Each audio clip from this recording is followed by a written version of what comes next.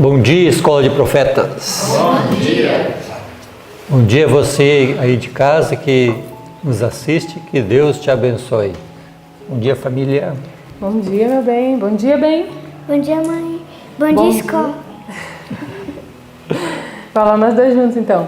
1, 2, 3 e... Bom dia, escola! E agora um bom dia para o pessoal de casa.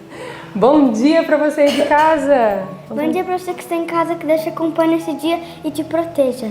Amém! Seja muito bem-vindo para juntos nós estudarmos a palavra de Deus, para nós louvarmos esse nosso Deus tão bom que nos presenteia com a vida. E se nós acordamos, é porque é um presente de Deus que Ele tem nos dado, não é mesmo?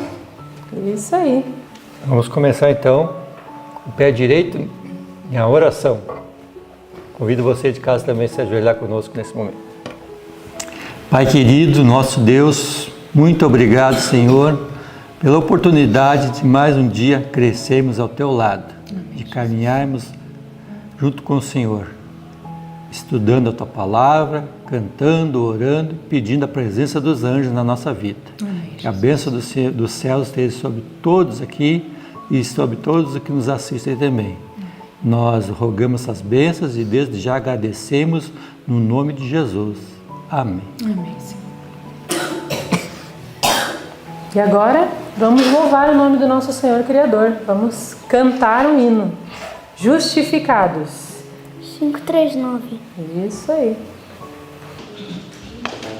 Salve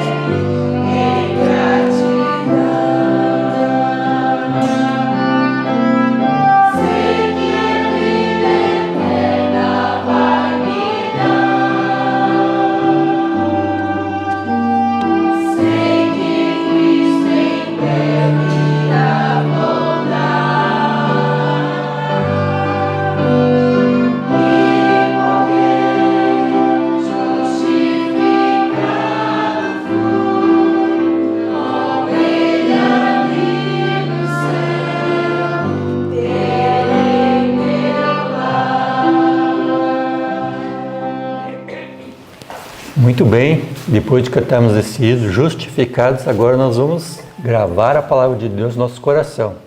Qual é o texto, Benjamin? Gálatas 1, do 6 ao 9. Então vá lá, pega essa Bíblia aí e decore conosco esse texto. Vamos lá então? No 3 nós começamos. 1, 2, 3. Gálatas 1, do 6 ao 9. Maravilho-me de que tão depressa passasseis daquele que vos chamou a graça de Cristo para outro evangelho, o qual não é outro, mas há alguns que vos inquietam e querem transtornar o evangelho de Cristo. Mas, ainda que nós mesmos, ou um anjo do céu, vos anuncie outro evangelho, além do que já vos tenho anunciado, seja anátema. Assim como já vô-lo dissemos, agora de novo também vô-lo digo. Se alguém vos anunciar outro evangelho, além do que já recebestes, seja anátema.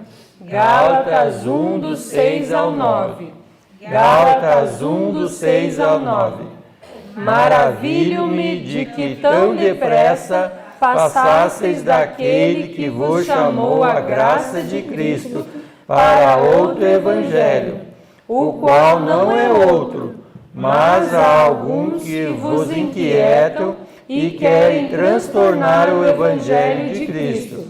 Mas, ainda que nós mesmos, ou um anjo do céu, vos anuncie outro evangelho, além do que já vos tenho anunciado, seja anátema. Assim como já vô-lo dissemos, agora de novo também vô-lo digo. Se alguém vos anunciar outro evangelho, além do que já recebestes, seja anátema. Gálatas 1, do 6 ao 9. Gálatas 1, do 6 ao 9. Maravilho-me de que tão depressa passasseis daquele que vos chamou a graça de Cristo para outro evangelho, o qual não é outro, mas há alguns que vos inquietam e querem transtornar o evangelho de Cristo. Mas, ainda que nós mesmos, ou um anjo do céu, vos anuncie outro evangelho, além do que já vos tenho anunciado, seja anátema. Assim como já vô-lo dissemos, agora de novo também vô-lo digo. Se alguém vos anunciar outro evangelho, além do que já recebestes, seja anátema. Gálatas 1, do 6 ao 9. Amém. Glória a Deus. É muito importante esse verso, né, que ele diz que o evangelho é um só, aquele que Cristo deixou para nós. Não podemos sair nenhuma vírgula, nenhum tio do que Deus deixou escrito. É verdade, né? E que Deus tenha cuidado de você nesse dia, tenha um bom dia na presença do nosso Criador, nosso Deus eterno, e que você fique na companhia dele ao estudar a sua palavra, que o Espírito Santo possa lhe ajudar a compreender as verdades da palavra de Deus, que é esta que nós citamos agora em Gálatas. E essa é a palavra de Deus verdadeira, não existe outra além desta. Não é verdade, bem? Sim. Então que Deus te acompanhe nesse dia e tenha um bom estudo. Amém. Bom dia. Bom dia. Bom dia para você que está em casa. Bom dia mesmo. Que o Senhor Deus, na sua misericórdia e bondade, ao nos alcançar nessa manhã, seja ouvido de você. E que Ele, ao te alcançar, possa você permitir que Ele faça todas as maravilhas que Ele tinha planejado, pensado para fazer na nossa vida. Estamos chegando numa parte muito, mas muito séria da vida de Jesus. Aquela parte que Ele havia sonhado e desejado mais do que qualquer outra. O Senhor Jesus, em seu desejo de que as coisas acontecessem, em sua luta para que tudo chegasse onde deveria chegar, Ele não só formulava os seus planos, mas seguia os planos. E seguir os planos é algo muito, mas muito importante mesmo. Nós estudamos nessa madrugada que parte do livro de Ezequiel? Então deem uma olhadinha aqui para que vocês vejam. Ezequiel 40 a 42. Eu fiquei pensando o que vocês iriam achar dessa parte de Ezequiel, que desde o início até a última palavra de Ezequiel 40 a 42 fala sobre... Sim, mas o que do templo? Medidas, detalhes após detalhes. E o Senhor Deus então mostrando para Ezequiel, apareceu ali um homem grande, imenso, né, de bronze, quando Ezequiel foi levado ao templo, com aparelhos de medir em sua mão, né? E então aquela cana imensa que era para medir os espaços.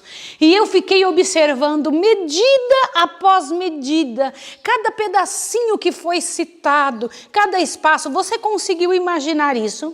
Você conseguiu? Às vezes nós pensamos assim, irmã Maísa, para que o Senhor Deus vai me colocar esta informação que um homem estava lá medindo, vendo cada detalhe do templo, cada pedacinho, cada coisa, e como eram as janelas, umbrais, paredes, muros, tudo, como é que era que devia ser feito, cada detalhe, cada situação. Por que será que o Senhor Deus pediu isso e mostrou isso a Ezequiel?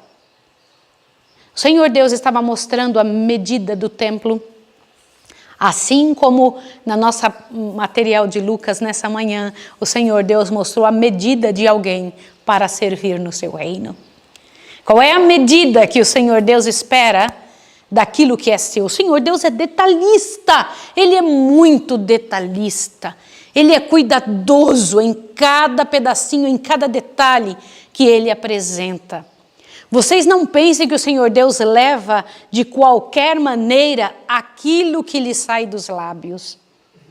Detalhe após detalhe, pedacinho por pedacinho. E é isso que deveria encher o nosso coração. Assim deveríamos pensar em relação ao nosso caráter, assim deveríamos pensar em relação à nossa vida. O que você quer, o que você deseja, o que é que te representa? Quais são as coisas que você vai apresentar ao mundo? Qual é o resultado que você vai oferecer ao planeta?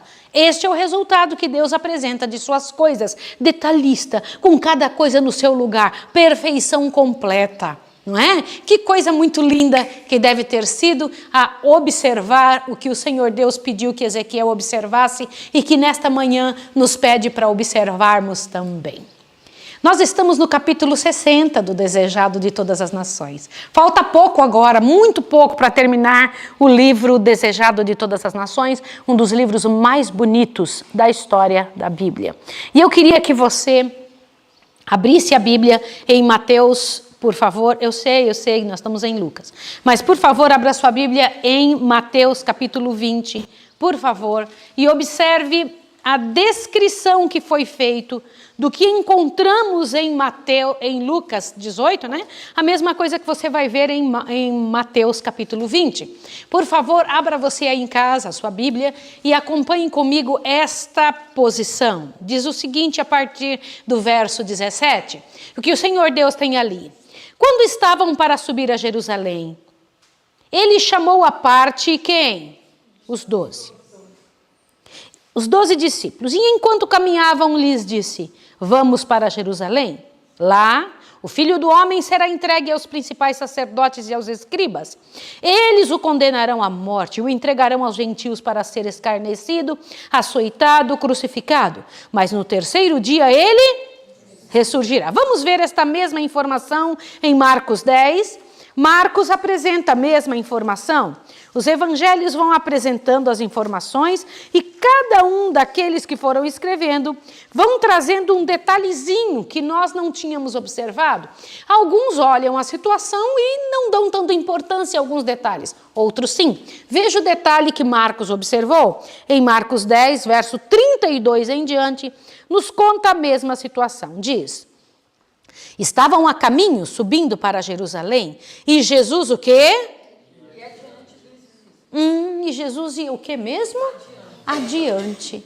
Nunca aconteceu na história da vida de Jesus que ele fosse adiante de nada. E isso chamou a atenção de tal maneira, porque tudo que Jesus fazia era motivo dos discípulos pararem para pensar. E naquele momento eles falaram, o que está acontecendo? Por que ele está indo na frente? O que acontece com o nosso Senhor que ele está caminhando sozinho na frente? Parecia pensando. E eu vi no livro Desejado de Todas as Nações que ele ia muito feliz. Sim ou não? Estava feliz ou não estava? Quando você vê um grupo caminhando, indo em direção a algum lugar, mas um deles vai indo na frente, você pensa que esse que está na frente está com pressa. E Jesus estava com pressa mesmo. Jesus tinha esperado 4.000 anos para aquela situação. Você já esperou muito por uma coisa, sim ou não? Sim. Lá em casa, Maria, quando minha mãe dizia que ia chegar visita, 2 coisas nos chamavam muita atenção e era alegria para nós. Receber uma visita e comer uma coisa diferente. Ai, que delícia. Se a minha mãe dizia que ia nos trazer tal coisa, fazer tal prato de comida, inventar tal negócio, que nós gostávamos mais de uns detalhes do que do outro, apesar de que a gente gostava de tudo, né? Mas nós ficávamos numa expectativa muito grande. E a visita era algo muito esperado, porque minha mãe inventava de bordar uma toalha com o nome da pessoa, e era cheio de 9 horas, 6 meses nós esperávamos uma visita. Já esperou bastante tempo assim? Já ou não? Eu morava lá no fim do mundo. Para alguém chegar lá era a coisa mais rara do planeta. E nós ficávamos esperando. E no dia da pessoa chegar, a gente desenhava com a vassoura o fundo do quintal, porque era terra, né? Então nós desenhávamos assim, ninguém pisava, a gente ficava, ninguém pisa, porque a gente queria que a visita visse, como se por acaso a gente vivesse todos os dias assim, né? Daquele jeito, com o quintal sem nenhuma marca de pé de ninguém. Queridos, esperar alguma coisa que se quer muito. Jesus estava esperando algo, não 1 ano, 6 meses, não 10 anos, não 100 anos, não 1 milênio. Jesus estava esperando há 4 milênios que isso acontecesse. Era uma das partes, uma das épocas mais fantásticas de sua vida. O que ele estava esperando? Vai lá para Lucas 18. Observe, por favor. Peraí, aí mesmo, não muda não. Só para você ver, depois a gente confirma em Lucas 18. Em Marcos 10, verso 32, diz que Jesus ia à frente. E ainda continua o texto dizendo, e eles se maravilhavam e seguiam-no atemorizados. Estavam com medo, porque falaram, o que acontece? Porque Jesus está indo na frente sozinho. Tornando a tomar consigo os 12, começou a dizer-lhe as coisas que deveriam sobrevir brevemente. Aí o que ele disse que ia acontecer? O que ele estava esperando durante 4.000 anos? Estamos subindo a Jerusalém. Lá, o Filho do Homem será entregue aos principais sacerdotes e aos escribas. Condená-lo à morte e o entregarão aos gentios, que escarnecerão dele, o açoitarão, cuspirão nele e até o matarão. Mas e então falou a última frase, que deve ter estremecido o inferno. Mas no 3º dia... Posso comentar uma coisa com você? Isto era... Vai lá agora para Lucas 18. Corre lá. Lucas 18. Que gostoso é você ver a maneira como cada um dos expositores, escritores da Bíblia, comenta o mesmo assunto. Em Lucas 18 você encontra a mesma cena. Agora, Lucas ele traz algum detalhezinho e dá mais importância a outro. Lembrando que lá em Ezequiel, o Senhor Deus media cada medida, cada detalhezinho, Vamos dar uma olhadinha qual é a medida do Senhor ao trabalhar nesse texto. Verso 31. Tornando a tomar consigo os 12, disse então, subimos a Jerusalém, e se cumprirá no Filho do Homem tudo que os profetas escreveram, ele há de ser entregue aos gentios. Eles zombarão dele, insultá-lo-ão, cuspirão nele, baterão nele, depois o matarão. E aí termina com a frase fantástica, né? Mas ao 3º dia ele ressurgirá. Olhe para cá, por favor, em nome do Filho de Deus. Essa é uma parte muito grande, muito tremenda que você precisa entender. Jesus estava com pressa para ir para onde? Jesus estava vindo de Jericó, tá bom? Era o caminho de Jericó para Jerusalém. E então o Senhor Jesus está ali caminhando, imagine a cena, Jesus caminhando ali com os discípulos, pode passar um próximo aí, e ele está indo e ele está comentando, quando ele está andando e os discípulos atrás, o que está acontecendo com o mestre, o que está acontecendo? Aí Jesus pega alcança os discípulos de novo e ao alcançar fala, olha, a gente está indo lá para Jerusalém, mas lá vão me bater, vão me cuspir, vão arrancar minha roupa, vão me estraçalhar. E Jesus está falando isso com a cara bem triste, né? É isso que diz o desejado? Jesus está falando isso com que aspecto? Com alegria. Lá vai acontecer o que eu estou esperando há tantos anos. Vem cá, mas isso parece uma loucura. Se hoje eu pegasse um paciente que me dissesse um negócio desse, eu ia ficar, puxa, que tipo de enfermidade é essa? Qual era a enfermidade de Jesus?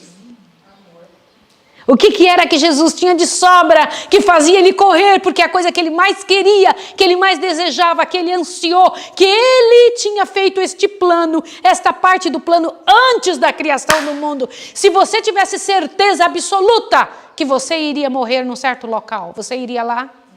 Tire da sua cabeça qualquer hipótese que Jesus foi pego de surpresa. Elimine a possibilidade de que alguém fez uma armadilha para ele e então pegaram ele, mataram, bateram. Não foi isso, não. Isso fazia parte de um plano celeste. Aliás, Jesus não foi para Jerusalém só vindo de Jericó. Jesus partiu para Jerusalém mais do que 4.000 anos daquela data. Jesus não saiu para Jerusalém, para a cruz do Calvário, em direção à morte, quando Adão tocou naquela fruta que Eva trouxe. Não foi, não.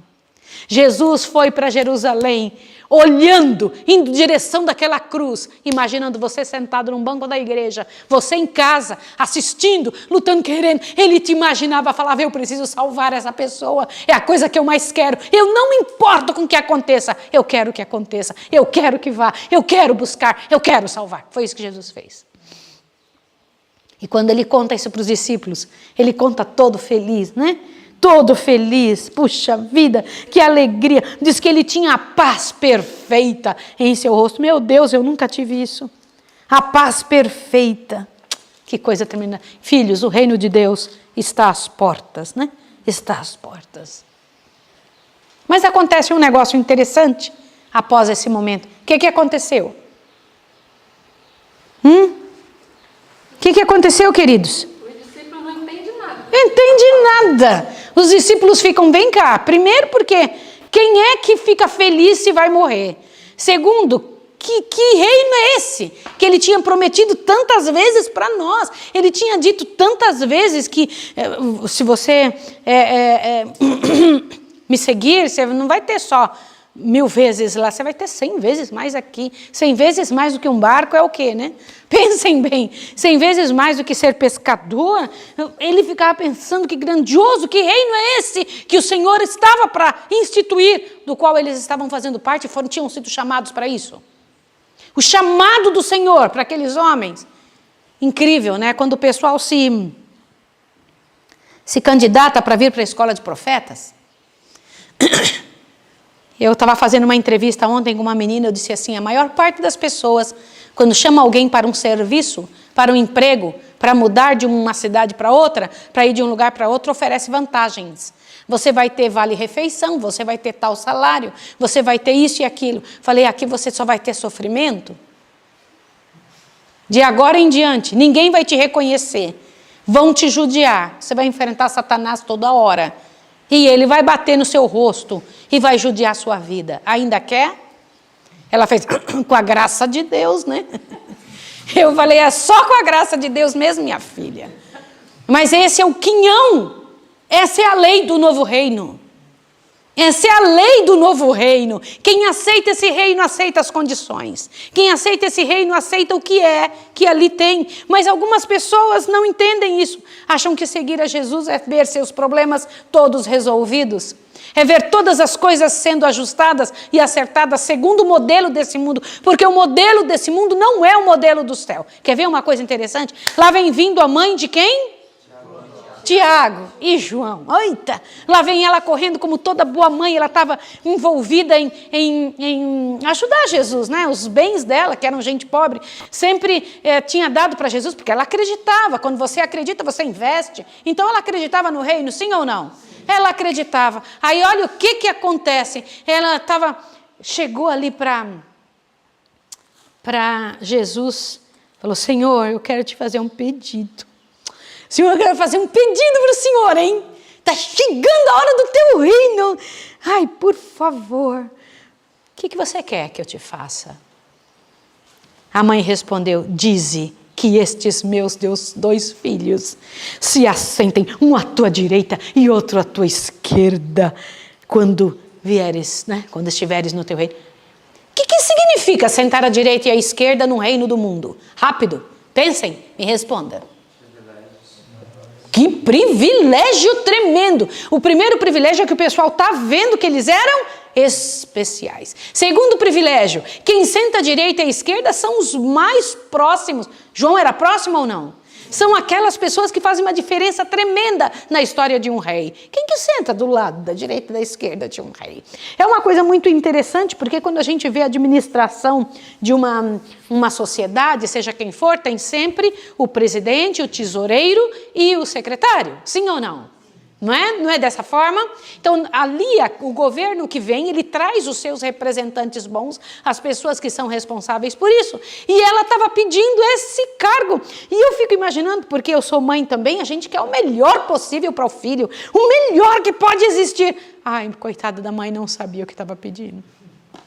Jesus olhou para ela assim, pegou e falou, puxa vida, né? Jesus se mostra bondoso com essa mulher, porque ele sabe o que vai no coração de uma mãe. Ela está pedindo porque acha que assim é a coisa melhor dela, ela quer assegurar que aqueles filhos vão receber o melhor. Ah, mas assentar-se à minha direita ou à minha esquerda, continuou Jesus, não me pertence. Não me pertence entregar isso a ninguém, mas é àqueles para quem o Pai o tem preparado. Como assim? Então, olha, ouça isso aqui que eu preciso te falar. Então, o Pai prepara algumas pessoas para uma função especial, sim ou não? Prepara ou não? Ele talha aquela pessoa para aquela função, sim, isso é claro. Agora, de que maneira? Uma universidade pega uma pessoa para ser cirurgião, diferente do que trabalha com uma professora, sim ou não? Você confiaria o seu filho que está para ser cirurgiado a uma mulher que nunca tivesse feito, embora ela dissesse que é cirurgiã, nunca tivesse feito a faculdade de medicina, mas ela tivesse feito a faculdade de pedagogia. É importante ser pedagogo, sim ou não? Então, vou entregar, vem aqui e opera meu filho. É assim? Sim ou não? Por que não? Porque a gente sabe que existem funções determinadas para certos tipos de preparo. Qual era o preparo para quem assentar-se à direita ou à esquerda? Para pensar em nome de Jesus. Olha, no reino de Deus não se obtém posições por favoritismo. Louvado seja Deus. Aleluia! Eu me lembro que quando eu estava no internato, eu observava as outras pessoas que estavam ali, os outros alunos, e na minha época existiam alunos de 3 categorias principais. Eram os alunos industriários, que eram alunos que trabalhavam dentro do colégio para conseguir estudar. Então, a gente chegava 1 ano, 6 meses antes na escola, e então trabalhávamos para a nossa manutenção. E então, acumulávamos horas. O que são horas? Você trabalhava o tanto do dia e acumulava algumas horas para quando você fosse estudar. Compreende o que eu estou lhe dizendo? Sim ou não? E isso era feito. Então, eu era uma dessas alunas que os pais não tinham condição de pagar.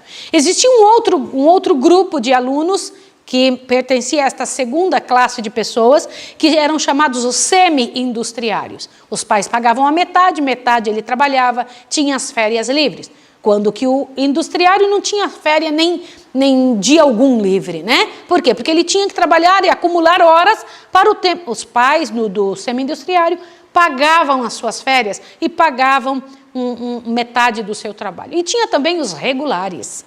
O que eram os alunos regulares? Eram aqueles que trabalhavam 2 horas por dia e que nunca dava 2 horas. Eu nunca vi nenhum deles trabalhar 2 horas. Mas os pais pagavam 100%. Eram os 3 grupos de pessoas que tinha dentro da escola. E eu me lembro que haviam privilégios na escola, sempre houveram, entre os seres humanos assim. E os privilégios eram dados para quem? Eu dou um prêmio para vocês saberem. Quais eram os privilégios que tinha? O melhor trabalho, o melhor emprego, a melhor situação. Quais eram os melhores? Para quem se dava os privilégios? Para o grupo 1, 2 ou 3? Hã? para os regulares, é isso que nós sempre pensamos que se faria. Mas eles não faziam isso. O diretor da escola dizia assim: vocês só vão trabalhar aí alguns minutos, porque eu sei que vocês fogem do trabalho.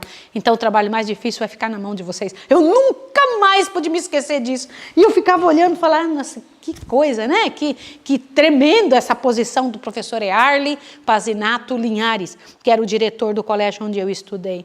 Mas o Senhor Deus diz que no reino dele não tem favoritismo.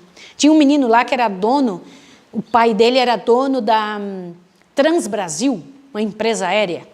Transbrasil, eu nunca me esqueço disso. Eu ficava, puxa, eu nunca tinha andado de avião, né?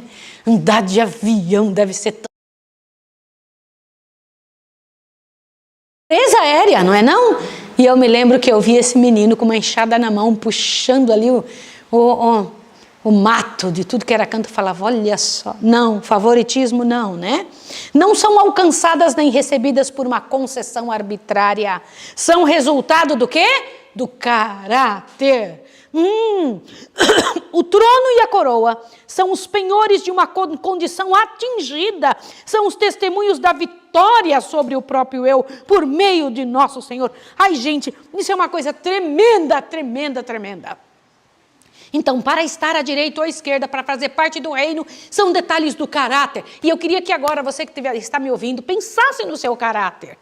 O que a gente pensa? Nós somos moldados pela sociedade falida ou pelas leis do novo reino? Quais eram as leis do novo reino? Todo reino, quando vai se estabelecer, precisa mostrar quais são as leis. Jesus estava falando, aqueles que vão se sentar comigo, que vão estar comigo, têm que aprender que é exatamente o contrário do que a sociedade pede. Totalmente o contrário.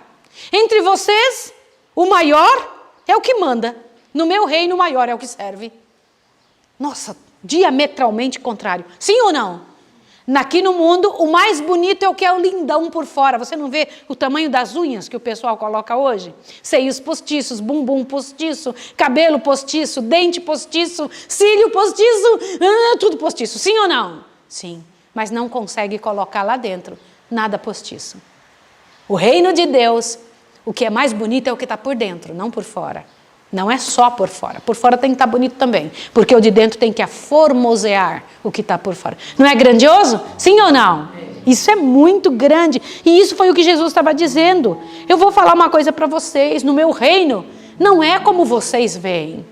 No meu reino, as coisas importantes são as que vocês não dão importância aqui no reino deste mundo. E é por isso que esse reino tem que mudar. Porque é um reino em que um manda no outro, um reino em que um se assenhora do outro, manda no outro. No reino de Deus, ninguém toma a cabeça da outra pessoa e diz, é assim que é para fazer. As pessoas são livres. Aliás, no reino de Deus são duas situações. Você não pode obrigar ninguém nem a amar e nem a orar. No reino de Deus, só se aceita isto, abre bem seu ouvido, se for voluntário.